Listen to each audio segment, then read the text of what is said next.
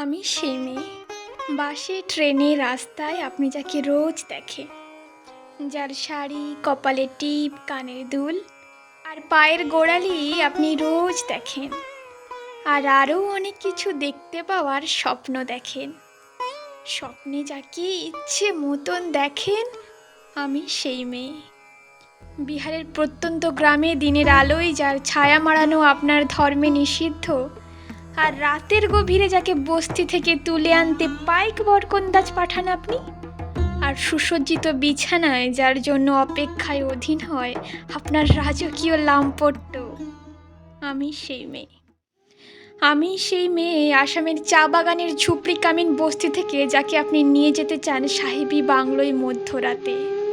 Fire প্লেসের ঝলসে ওঠা আলো ওই মোদির চোখে দেখতে চান, যার অনাবৃত শরীর, আমি সেই মেয়ে।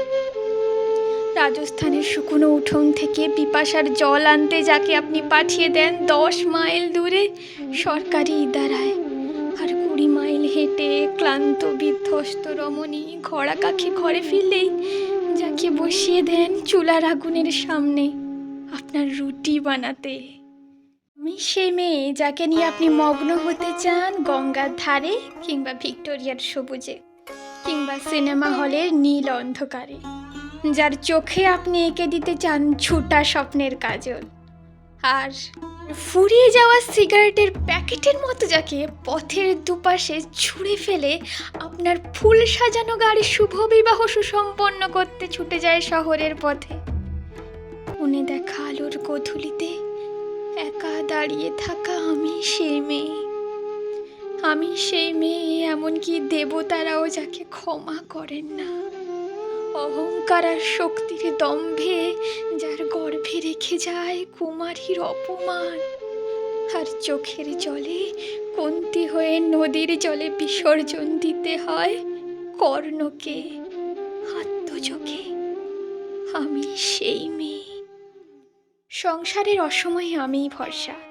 আমার ছাত্র পড়ানো টাকায় মায়ের ওষুধ কেনা হয়, আমার বাড়তি রোজগারে ভাইয়ের বই কেনা হয়। আমার সমস্ত শরীর প্রবল বৃষ্টিতে ভিজতে থাকে, কালো আকাশ মাথায় নিয়ে আমি ছাতা হয়ে থাকি।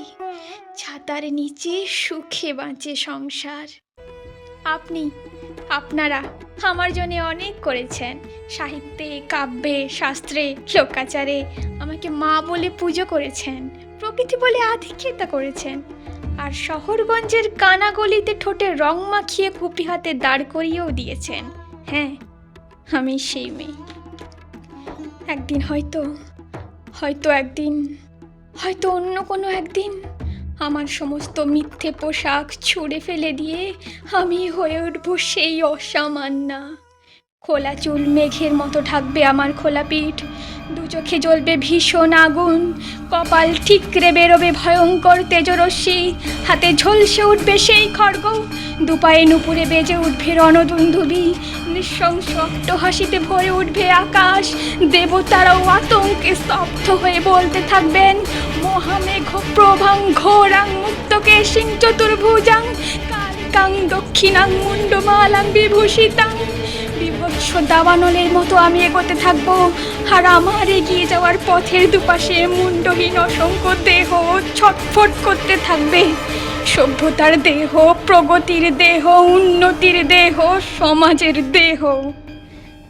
হয়তো আমি সেই মেয়ে, হয়তো।